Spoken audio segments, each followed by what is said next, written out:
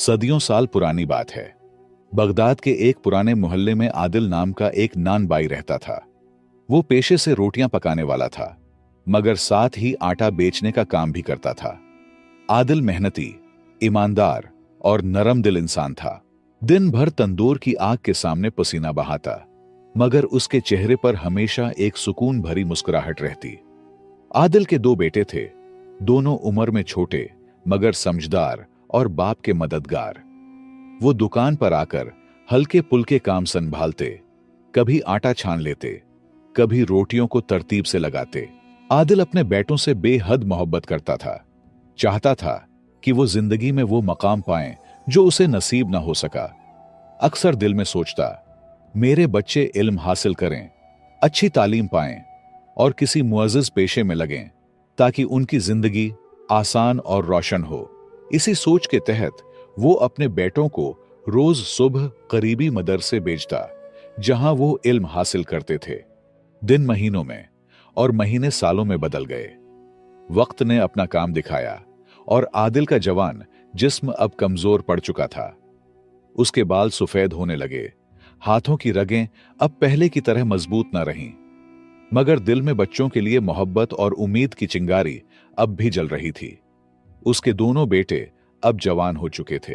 बड़ा बेटा तालीम में ज़हीन था, इल्म व फहम में सबसे आगे, लेकिन मिजाज में सख्त और बाप के साथ रवैया अक्सर तल्ख रखता।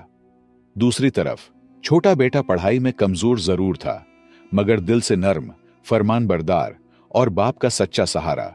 वो दुकान का काम भी संभालता, घर के उमूर भी देखता और आदिल की खिदमत में कभी कोताही न करता। अब आदिल बुढ़ापे की कमजोरी में गिर चुका था। दूसरा दुख ये कि बड़ा बेटा रोज नई फरमाइशें करने लगा, ऐसी फरमाइशें जिन्हें पूरा करना आदिल के बस में न था। एक दिन उसने साफ कह दिया, अब्बा, मैं बगदाद में हिकमत की दुकान खोलना चाहता हूं। मैं नान बाई का काम नहीं कर सकता, न ही सरकार की नौकरी में दिलचस्पी है। मैंने इतना इल्म इसलिए हासिल नहीं किया कि सारी जिंदगी रोटियां पकाता रहूं या दूसरों की खिदमत में गुजार दूं। यह सुनकर आदिल के दिल पर चोट सी लगी। वो खामोश हो गया, मगर उसकी आंखों में दर्द और सोच का समंदर लहराने लगा। एक लिहाज से बड़े बेटे की बात में वजन था। आखिर तालीम और इल्म का मकसद ही तो बेहतर मकाम और इज्जत वाला पेशा हासिल करना होता है, न कि वही पुराना काम जो एक गैर तालीम याफ्ता भी कर सके। मगर मसला सिर्फ सही या गलत का नहीं, बल्कि बाप की फरमान बरदारी और खिदमत का मामला था। आदिल नहीं चाहता कि उनके बेटे उनसे दूर रहें। वो चाहता था कि दोनों भाई अपने ही दुकान में काम करें और साथ ही इल्म और हिकमत में तजर्बा हासिल करें। लेकिन बाज औकात इंसान की इल्म और तालीम ही उनके लिए नाकामी का सबब बनता है। आदिल एक निहायत नर्म दिल इंसान था। वो अपने बच्चों के दुख बर्दाश्त नहीं कर सकता था। बड़े बेटे की सख्त बातें सुनकर उसके दिल पर बोझ बढ़ता जा रहा था, मगर वो चुप रहता। अक्सर दिल में सोचता, अगर मेरे बस में होता तो मैं जरूर उसके अरमान पूरे करता, मगर हालात मेरे इख्तियार में नहीं। वक्त गुजरता रहा, मगर बड़े बेटे का रवैया दिन ब दिन बदलता गया। अब वो बात बात पर तेज लहजा इख्तियार करता। एक दिन तो हद ही हो गई। वो गुस्से से भरा हुआ बाप के सामने आया और बोला, अब्बा, मैं फैसला कर चुका हूं। इस घर को बेच दो, दुकान को भी बेच दो और मेरे लिए इतने पैसे जमा करो कि मैं अपनी दुकान खोल सकूं। अगर तुमने ऐसा ना किया तो मैं ये घर छोड़कर हमेशा के लिए चला जाऊंगा। आदिल के कदम जैसे जमीन में धंस गए। उसने बेटे की तरफ देखा तो आंखों में न गुस्सा था, न शकवा, बस एक टूटा हुआ दुख था। छोटा बेटा ये मंजर देखकर बर्दाश्त न कर सका। वो बड़े भाई की तरफ लपका और गुस्से में बोला, तुम जिस इल्म पर इतना नाज करते हो वो तुम्हें इंसानियत नहीं सिखा सका। बाप के साथ ऐसा लहजा तुम्हारी तालीम नहीं, तुम्हारी जहालत दिखाता है। आदिल के दिल में दर्द की एक लहर उठी। एक बाप के लिए यह लम्हा शायद जिंदगी का सबसे कड़ा इम्तिहान था। मुख्तसर ये कि आदिल ने कई रातों की बेख्वाबी और सोच विचार के बाद एक भारी फैसला कर लिया। उसने दिल में कहा, दुकान से तो छोटे बेटे और घर का खर्च चलता है, चलो घर बेच देता हूं ताकि बड़े बेटे का अरमान भी पूरा हो जाए। उसने तय किया कि दुकान छोटे बेटे के हिस्से में रहेगी, जबकि घर बड़े बेटे का हो जाएगा और अपना हिस्सा भी वो इसी के नाम कर देगा। जब आदिल ने यह फैसला दोनों बेटों को बताया तो बड़े बेटे के चेहरे पर खुशी की चमक आ गई, जैसे सारे ख्वाब पूरे हो गए हों। लेकिन छोटे बेटे का दिल टूट गया। वो बाप के सामने हाथ जोड़कर कहने लगा, बाबा, ये वही घर है जिसकी दीवारों ने हमारा बचपन देखा है। मैंने इस आंगन में खेलते हुए जवानी पाई है। मैं कैसे बर्दाश्त करूं कि यह घर किसी और के हाथ चला जाए।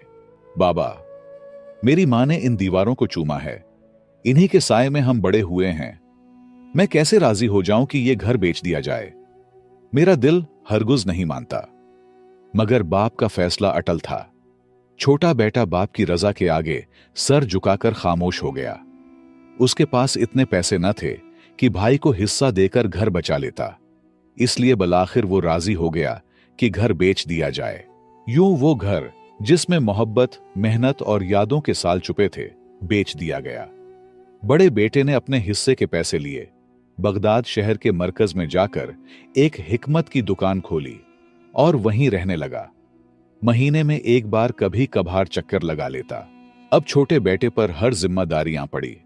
बाप की खिदमत, दुकान का काम, घर का खर्च, सब कुछ। न भाई से मदद मिल सकती थी, न बाप किसी काम के काबिल रहे थे। मगर छोटा बेटा सब्र के साथ सब कुछ बर्दाश्त करता रहा। जिंदगी के इम्तिहानों में गिरा हुआ भी वो अपनी नरमी और नेकी से पीछे नहीं हटा। वक्त गुजरता गया। आखिर एक दिन ऐसा आया जब आदिल चलने फिरने के काबिल भी न रहा। कमजोर जिस्म और लरुजते हाथों के साथ उसने बेटे से कहा, बेटा, अब मैं बीमार रहने लगा हूं। मुझे दवाइयों और आराम की जरूरत है। तुम खुद भी थक गए हो। बेहतर होगा कि तुम मुझे तुम्हारे बड़े भाई के पास बगदाद शहर ले जाओ। वो अब खुशहाल है, पैसे वाला है, शायद मेरा बेहतर ख्याल रख सके। इस तरह तुम पर भी बोझ कम हो जाएगा। यह सुनकर छोटे बेटे की आंखों में नमी आ गई। उसे अंदाजा न था कि यह फैसला आने वाले दिनों की कहानी का रुख बदल देगा। छोटे बेटे के गैरत ने यह गवारा न किया कि बाप को किसी और के रहम व करम पर छोड़ दे। मगर जब बाप की तीमारदारी की आई तो उसने चुपचाप इजाजत दी और आदिल को लेकर बड़े भाई के घर चला गया। बड़ा बेटा अब शहर में रहता था, जहां उसने दुकान के साथ एक किराए का मकान भी लिया हुआ था। पहुंचने पर वो बज़ाहिर खुश हुआ, मगर कुछ ही देर में तंज के तीर चलने लगे। उसने छोटे भाई से कहा, अब तुमसे ना काम होता है, न कमा सकते हो। ऊपर से अब्बा की खिदमत भी मुझ पर आ गई। हकीमों का इलाज, दवाइयां, खर्चे, सब मेरे कंधों पर। ये बातें आदिल के दिल में तीर की तरह चुभ गईं, मगर उसके पास कोई दूसरा रास्ता न था। वो बेबस होकर बड़े बेटे के घर रहने लगा। कुछ अरसा इसी तरह गुजरता रहा। फिर बाप के इसरार पर बड़े बेटे ने शादी भी कर ली। वक्त गुजरा, अल्लाह ने उसे दौलत दी। अब वो अपना घर भी खरीद चुका था, यानी मुकम्मल तौर पर खुशहाल हो गया था। एक दिन आदिल ने नरमी से कहा, बेटा, तुम पर अब अल्लाह का बड़ा करम है। मेरा दिल चाहता है कि तुम अपने छोटे भाई को भी अपने पास बुला लो। वो दुकान में तुम्हारे साथ काम करेगा, कुछ सीख जाएगा और उसकी जिंदगी भी आसान हो जाएगी। उसका भी खुश रहने का पूरा हक है। मगर बड़े बेटे ने टाल मटूल से काम लिया, बहाने बनाता रहा, बात बदल देता। न बाप का इलाज और न ही खिदमत, बस हर वक्त अपनी बीवी की तारीफों में लगा रहता। आदिल की तबीयत दिन ब दिन बिगड़ती जा रही थी। जिस्म कमजोर, आवाज मदम और चेहरे पर वक्त के असरात नुमायां हो चुके थे। आखिरकार बड़े बेटे ने पैगाम भेजा कि छोटा भाई आ जाए ताकि बाप की खिदमत कर सके। छोटा बेटा फौरन आ गया। वो दिल व जान से बाप की खिदमत करने लगा। दिन रात जागता, दवाइयां लाता, अपने खर्च से इलाज करवाता। लेकिन बड़े बेटे की बीवी के तंज और बातों ने उसका दिल जख्मी कर दिया। आदिल ने खामोशी इख्तियार की और दिल में सोचा, शायद अब यहां से जाना ही बेहतर है। बड़ा बेटा अब दौलतमंद था, मगर दिल से गरीब। वो जो कुछ कमाता खुद पर खर्च करता और अगर कभी बाप पर एक दिरहम भी खर्च करता तो बार बार जताता। भाई की बात तो दूर, वो अपने वालिद की भी हकीकी खिदमत से कोसों दूर जा चुका था। वक्त गुजरता गया और फिर एक दिन आदिल ऐसी बीमारी में मुब्तला हुआ कि खाना पीना तक छोड़ दिया। उसकी जिंदगी के आखिरी अय्याम शुरू हो गए। बड़े बेटे ने बड़ों का काम न किया, बल्कि बाप और भाई को घर से निकालने पर ही खुशी जाहिर की। आखिरकार उसने फैसला किया कि बाप को वहां से वापस कराए के घर ले जाए। यूं वो दोनों, बूढ़ा बाप और वफादार बेटा, एक छोटे मगर पुरसुकून घर में रहने लगे। अब छोटा बेटा बाप की खिदमत को अपना सबसे बड़ा फर्ज समझता था, जबकि बड़ा बेटा अपनी दौलत और दुनियादारी में ऐसा खो गया कि अपने बाप की खबर तक ना लेता। आदिल सब कुछ देख रहा था, बड़े बेटे का बदलता रवैया, छोटे बेटे की खामोश कुर्बानियां और जिंदगी की सख्तियां। एक दिन जब उसके अंदर बोलने की थोड़ी हिम्मत बाकी थी, उसने कमजोर आवाज में छोटे बेटे का हाथ थामा और कहा, बेटा, अल्लाह तुम्हें कभी मोहताज न करे। तुमने मेरी जिस तरह खिदमत की है, अल्लाह तुम्हें उसका बेहतरीन सिला देगा। बड़े बेटे से मुझे बहुत उम्मीदें थीं, मगर उसने मुझे अकेला छोड़ दिया। मैंने जो बात तुमसे कही तुमने मान ली, और वो जो पढ़ा लिखा था वो मेरी खिदमत तक न कर सका। मेरे लिए तुम दोनों बराबर हो, मगर दुआ है कि अल्लाह तुम्हें लाजवाल कामयाबी अता करे। मैं अब तुम्हारे लिए दुआ के सिवा कुछ नहीं कर सकता मेरे बच्चे। ये सुनकर छोटे बेटे के दिल में एक तूफान उठा। वो खामोश बैठा था, मगर आंखों से आंसू बह रहे थे। एक तरफ गुर्बत का बोझ, दूसरी तरफ बाप की बिगड़ती हालत। अब इलाज के पैसे भी खत्म हो गए थे। जो कमाता वो दवाइयों में खर्च हो जाता। आखिर एक वक्त ऐसा आया कि आदिल बोलने के काबिल भी न रहा। वो बेहाल बिस्तर पर पड़ा रहता और कीमती दवाइयां उसकी जिंदगी की आखिरी उम्मीद थीं। छोटे बेटे की गैरत ने यह गुवारा न किया कि वो बड़े भाई के दरवाजे पर फिर से जाकर मांगे। वो दिल में कहता, बाप उनका भी है, वो खुद क्यों नहीं आते। बड़े बेटे की हिकमत की अपनी दुकान होने के बावजूद छोटा बेटा कीमती दवाइयां अपने पैसों से खरीद कर बाप को लाकर खिलाता रहा, मगर बड़े बेटे के दिल में जरा सी भी गैरत न जागी। आखिरकार छोटे बेटे ने एक बड़ा फैसला कर लिया।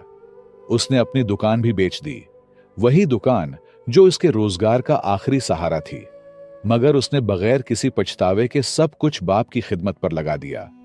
दवाइयां, खाने पीने का इंतजाम और आराम की सारी चीजें, छोटे बेटे की कुर्बानियां और बड़े बेटे का सख्त रवैया अल्लाह देख रहा था। और वही रब है जो बंदों के इम्तिहानों में सब्र का वजन तौलता है और सब्र करने वालों को बुलंद मकाम देता है। छोटे बेटे ने बाप की खिदमत का हक अदा कर दिया। दिन रात उसके सिरहाने बैठा रहता, उसके लिए दुआएं करता, मगर आखिरकार वो लम्हा आ गया। आदिल अपने खालिक हकीकी से जा मिला। जनाजे के दिन सब आए, बड़ा बेटा, रिश्तेदार, मोहल्ले वाले। कुछ दिन गम का माहौल रहा, आंसू बहे, ताजियतें हुईं, फिर सब अपने अपने रास्ते चल दिए और पीछे रह गया आदिल का छोटा बेटा, तन्हा, बेसहारा, बगैर दुकान, बगैर रोजगार। अब उसके पास बस एक सहारा था, अल्लाह ताला। वक्त गुजरता गया। आखिर वो दिन आ गया जब आदिल के छोटे बेटे का बाकी बचा हुआ माल भी खत्म हो गया। उसने हिम्मत न हारी और शहर में दिहाड़ी का काम शुरू कर दिया। एक तरफ बड़ा भाई मालदार और आराम की जिंदगी गुजार रहा था, तो दूसरी तरफ छोटा भाई मुहताज होकर मजदूरी कर रहा था। वही जानता था कि यह कितना कठिन वक्त है। बाप की जुदाई, घर और दुकान का बिछड़ जाना, सब उसके दिल पर गहरे जख्म छोड़ गए थे, मगर उसकी ईमानदारी और सब्र ने उसे टूटने नहीं दिया। जहां भी काम करता, लोग उसके अखलाक और दियानत से मुतासिर होते। एक दिन एक बड़े ताजिर ने उसकी सच्चाई देखकर उसे मुस्तकिल काम पर रख लिया। वक्त के साथ भरोसा बढ़ा, यहां तक कि वो ताजिर उसे अपने कारोबार में शरीक कर बैठा और अपनी बेटी का निकाह भी उसी से कर दिया।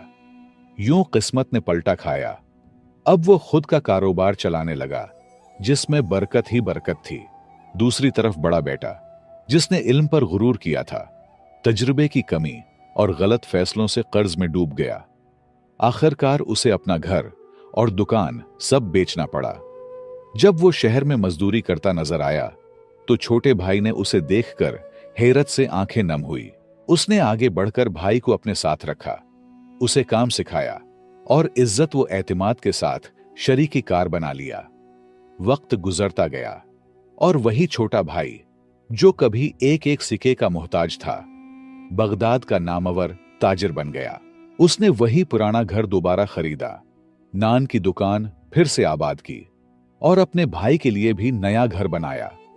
यूं सब्र, खिदमत और सच्चाई ने उसे वो मकाम दिया जो इल्म और गुरूर से मुमकिन न था। तो दोस्तों, आदिल के छोटे बेटे ने सब्र, ईमान और खिदमत का सिला दुनिया में भी पाया और यकीनन आखिरत में भी उसका बड़ा अजर पाएगा। उसने अपनी जिंदगी मुश्किलों में गुजारी मगर कभी शिकवा न किया, जबकि बड़े भाई ने दौलत और इल्म के बावजूद गुरूर में आकर वालिद की खिदमत का हक अदा न किया और अंजामे कार सब कुछ खो बैठा।